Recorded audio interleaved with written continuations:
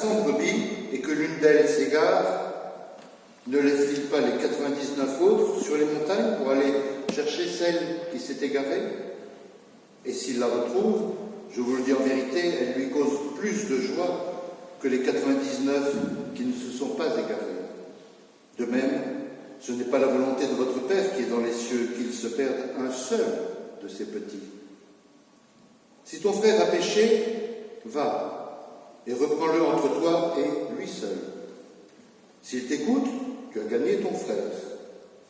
Mais s'il ne t'écoute pas, prends avec toi une ou deux personnes, afin que toute l'affaire se règle sur la déclaration de 2 ou de 3 témoins. S'il refuse de les écouter, dis-le à l'Église. Et s'il refuse aussi d'écouter l'Église, qu'il soit pour toi comme un païen et un publicain. Je vous le dis en vérité, tout ce que vous lirez, du verbe lier, tout ce que vous lirez sur la terre sera lié dans le ciel. Et tout ce que vous délierez sur la terre sera délié dans le ciel.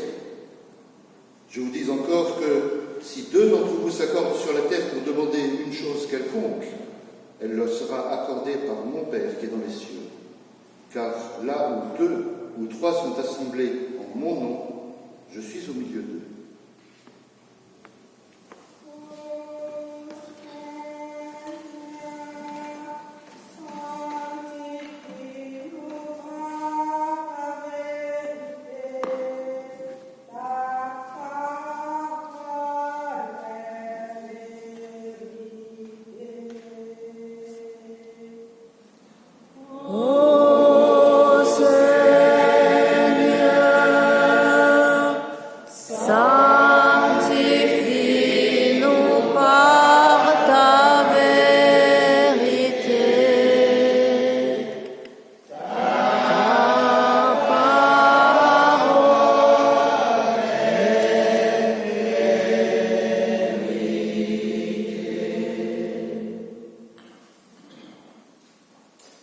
Jésus dit, le Fils de l'homme est venu pour sauver ce qui était perdu.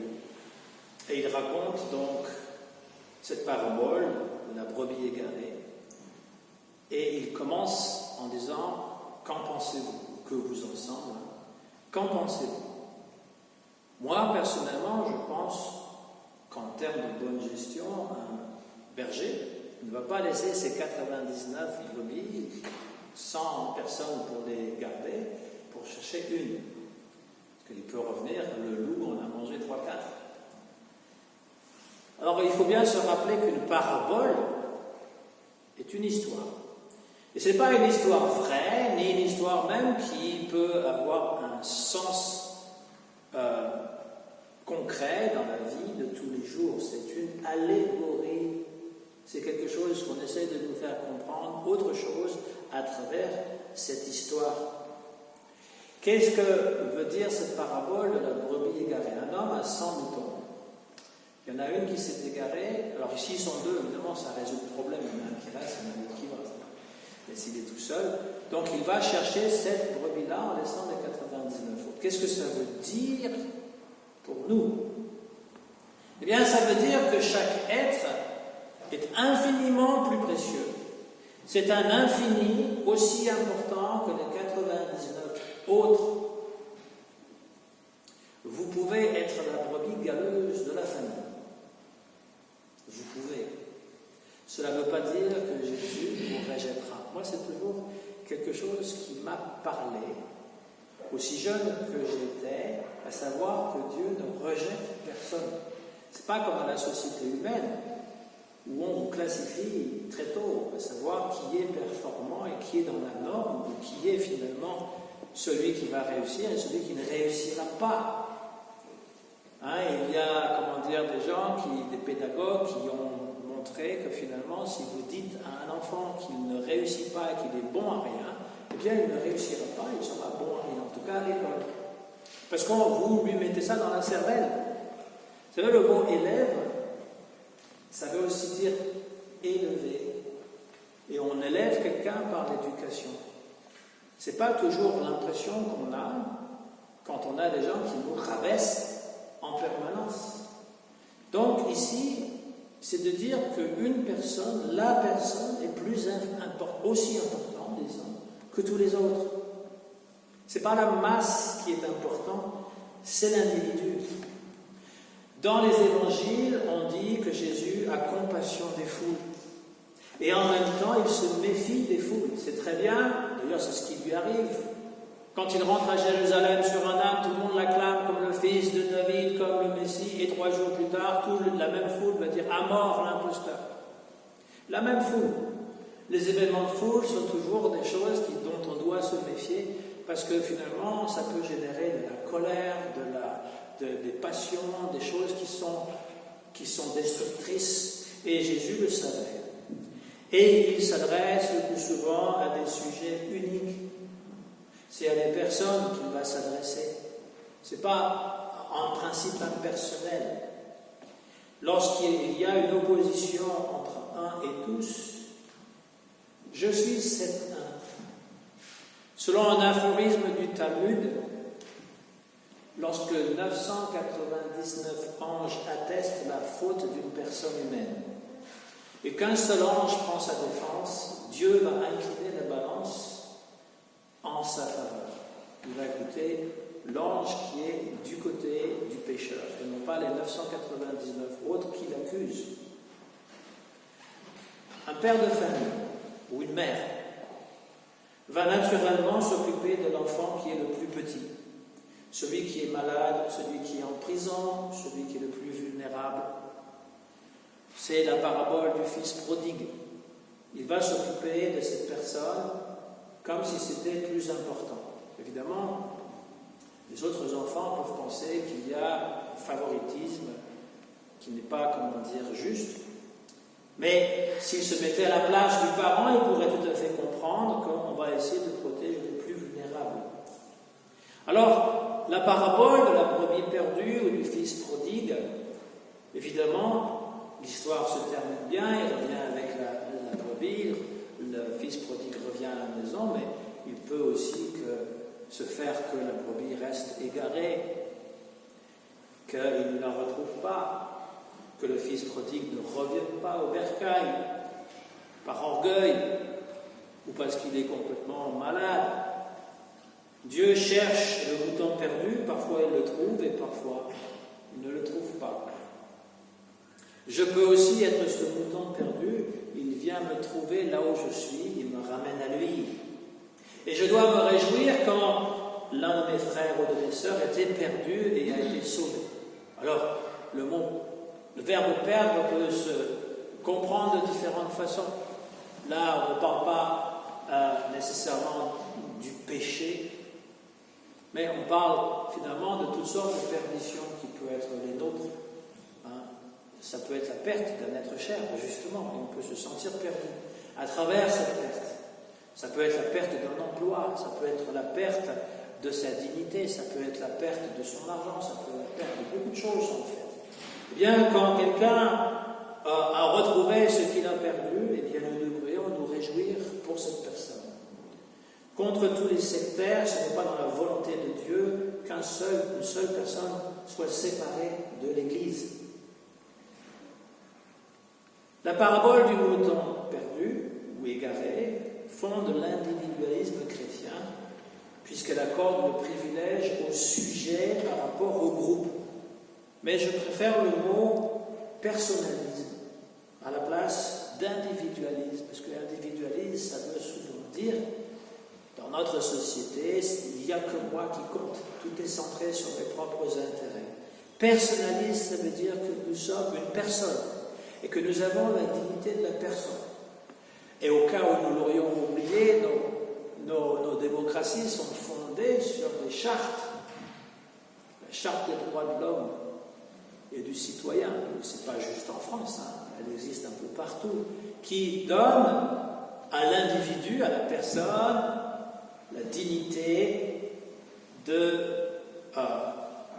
être humain. Et ça, c'est fondamentalement ce qui est chrétien au départ. Cet personnalisme, le retrouver qui est la personne. L'Église n'est pas un troupeau de moutons indifférenciés. C'est un rassemblement de personnes qui étaient isolées, parfois perdues, et qui ont été regroupés ou retrouvés. Et je parle l'Église avec un grand E. Là, le deuxième sujet est introduit par Jésus. On avait parlé de la recherche de personnes égarées, et maintenant le passage suivant traite de la gestion des conflits dans l'Église. Parfois j'entends, il n'y a pas de conflit dans l'Église, on est tous frères et sœurs. C'est oublier que dans une famille, entre frères et sœurs, parfois il y a beaucoup de conflits. Et des conflits qui peuvent même durer toute la vie. Et des conflits qui peuvent être très très graves. Il y a des gens qui ne se parlent plus depuis 20 ans entre frères et sœurs. Alors, dans l'Église, le mot Église n'est pas employé, mais on a compris que ça s'applique à l'Église. Lorsqu'une personne nous offense, nous fait quelque chose, la première étape que Jésus propose est que l'offense soit dite. C'est-à-dire qu'on va trouver la personne face à face et on va lui dire ce qu'il a fait pour nous blesser. Au lieu d'aller le répandre partout sur l'Internet, comme c'est la coutume, tout le monde sait ce qui s'est passé, sauf l'intéressé, qui peut-être n'avait même pas au courant qu'il vous a offensé. Donc la première des choses, c'est d'aller trouver la personne pour lui dire, voilà, telle chose que tu as dit, telle chose que tu as faite m'a blessé. Et seul à seul, si on a ce courage, parce que c'est trop facile d'envoyer un mail à tout le monde et pas affronter la personne, ça c'est trop facile. Seul à seul, face à face, parfois cela donne des bons résultats, très souvent ça donne des bons résultats, mais parfois ça ne donne rien. Surtout quand la personne à qui on s'adresse nie le conflit, il n'y a pas de conflit, tout va bien. Ou encore cherche à se défendre, à se justifier, ce qui arrive. Et ça arrive souvent avec des gens qui sont réellement coupables, parce qu'ils ne veulent pas affronter évidemment ce qu'ils ont fait, donc ils sont dans le déni. Alors, Jésus propose une deuxième façon de résoudre ce conflit, c'est à travers une tierce personne, un médiateur. Ce médiateur, par exemple, il doit être neutre, il ne doit pas prendre parti pour l'un ou pour l'autre, il doit réellement être neutre, et en arrivant, et durant la discussion, c'est-à-dire que si les deux, parce que c'est rare que la faute soit portée juste par une personne, eh bien, les deux personnes intéressées, il y a une troisième personne qui va dépassionner la discussion, parce qu'on peut devenir très émotif, et recentrer finalement sur les faits, et essayer de faire un peu avec du recul, d'essayer de faire ressortir ce qui s'est réellement passé. Alors, cette façon de faire, elle est faite d'ailleurs dans les églises, donne aussi des bons résultats. Mais il peut arriver que ça ne donne rien. Il peut arriver que même avec un médiateur qui est neutre, eh bien, le conflit ne soit pas résolu, ou même reconnu pour conflit, parce que c'est la première étape de la résolution des conflits, c'est reconnaître qu'il y a un conflit. Tant qu'on est dans le déni, non, tout va bien, c'est juste toi qui inventes, on ne peut pas avancer. Donc la troisième étape que propose Jésus, c'est de faire appel à l'Église. Alors, dans nos églises, il y a un conseil presbytéral, ce n'est pas nécessaire de faire appel à toute l'Église, à moins que ce soit une nécessité absolue, pour parler d'une personne qui finalement s'est mal conduite. Le conseil est là pour résoudre les problèmes. Et donc, on peut amener soit cette personne qui vient s'exprimer devant tout le monde, soit de parler de cette personne, et de choisir ce qu'il faut faire. Alors la question qui est embarrassante, c'est de savoir si dans l'Église on peut bannir un paroissien, l'empêcher de venir à l'Église. Ce n'est pas une décision qui est facile à faire, et cela dépend de l'offense. Je pense que tout le monde serait d'accord avec moi que si cette personne est violente, par exemple, s'il menace les autres individus de façon physique, que c'est dans la protection de tout le monde de dire à cette personne, si tu n'arrives pas à te contrôler, tu ne peux pas venir à l'église. Je pense que tout le monde serait d'accord avec ça. Si vous n'êtes pas d'accord, vous me le direz plus tard et je vous mettrai en correspondance avec des gens violents et vous verrez ce que c'est. Ou alors un abuseur d'enfants. Parce que ça existe, des gens qui finalement sont des pédophiles et très souvent ils sont attirés par l'animation des enfants, évidemment. Ça arrive, je vous rassure, pas dans cette église, en tout cas pas depuis que je suis ici, mais j'ai entendu un collègue qui me parlait de ce problème. Un homme qui, donc, était toujours avec les enfants, en train de les caresser, les chouchouter, et était connu pour être pédophile. Eh bien, dans l'intérêt de la communauté, effectivement, d'abord c'est quelque chose de criminel, on peut le dénoncer à la police, on a même un devoir de le faire. Mais avant que les choses ne s'empirent, de faire en sorte que cette personne ne vienne plus, de le signaler aux autres églises. C'est dans l'intérêt des enfants. Si vous n'êtes pas d'accord avec moi, là encore, je ne connais pas de pédophile, mais faites l'expérience de confier vos jeunes enfants à quelqu'un qui finalement est déjà sous un signalement. Je pense que personne ne le ferait. Je prends des exemples qui sont extrêmes, exprès pour montrer qu'il y a des cas où on doit prendre la décision de dire à une personne qu'il ne peut pas venir à cause de son comportement, évidemment de le lui dire. Mais il y a d'autres cas qui sont plus subtils et puis on ne peut pas exclure les gens, de la communauté, condamner, exclure, excommunier, de prendre ce que Jésus dit entre ce qui lie sur la terre et ce qui délie dans le ciel. C'est le pouvoir des clés. Jésus avait déjà donné ça à Pierre. Il a dit, sur toi je construis mon église, je te donne le pouvoir des clés, tu peux ouvrir ou fermer. Tu peux lier ou délier.